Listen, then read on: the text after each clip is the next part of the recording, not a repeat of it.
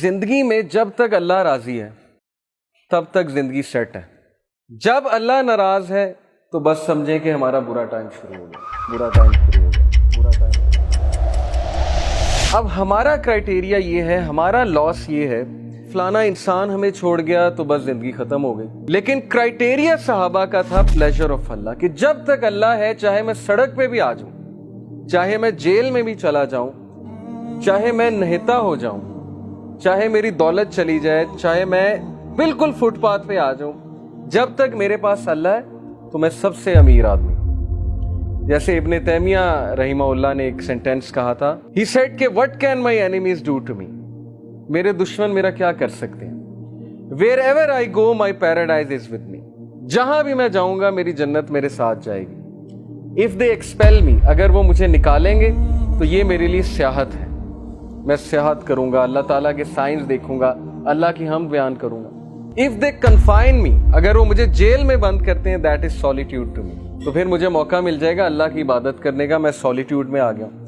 and if they kill me then inshallah I will go to paradise, so what can my enemies do to me. یعنی اس طرح کی empowerment, اتنی بہادری, اتنا courage کہ میرے دشمن میرا بگاڑ کیا سکتے ہیں. ہر جگہ تو میں جنت لے کر جاتا ہوں, wherever I go I carry forward my jannah with me. اس طرح کے انسان کو اور اس طرح کی قوم کو کوئی شکست نہیں دے سکتا. ہم زندگی میں شکست کیوں کھاتے ہیں؟ کیونکہ ہمارا کرائٹیریا اللہ کا پلیجر نہیں ہے, ہمارا کرائٹیریا لوگوں کا پلیجر ہے. فلانا مجھ سے کتنا خوش ہے, فلانا مجھ سے جو ہے پتہ نہیں راضی ہے کہ نہیں ہے. حالانکہ لوگوں کو راضی کرنے میں کوئی مسئلہ نہیں ہے, بلکہ حدیث میں آتا ہے کہ جو کوئی اللہ کی مخلوق کو خوش کرتا ہے اللہ اس سے خوش ہوتا ہے, لیکن not on the expense of displeasing اللہ سبحانہ و تعالیٰ. یہ فلسفہ ہے. تو جب اس ذات کو چھوڑ کے ہم لوگوں کے پیچھے بھاگیں گے, اس ذات کو بھلا کے ہم لوگوں کے آگے ہاتھ پھیلائیں گے, حالانکہ ہمیں اللہ تعالیٰ کا پتہ نہیں کہ اللہ تعالیٰ کی پاور کیا ہے.